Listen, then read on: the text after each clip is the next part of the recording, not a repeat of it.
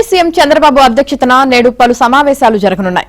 ఉదయం 11:30 గంటలకు ముఖ్యమంత్రి అధ్యక్షతన రాష్ట్ర స్థాయి పెట్టుబడుల మండలి సమావేశం జరగనుంది.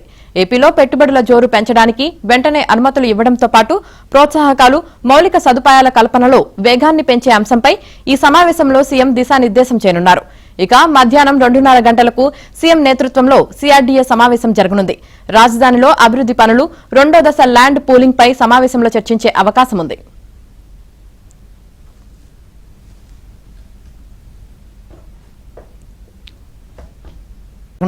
ఏపీలో పెట్టుబడుల జోరు పెంచడానికి వెంటనే అనుమతులు ఇవ్వడంతో పాటు ప్రోత్సాహకాలు, మౌలిక సదుపాయాల కల్పనలో వేగాన్ని పెంచే అంశంపై ఈ సమావేశంలో సీఎం దిశానిర్దేశం చేయనున్నారు.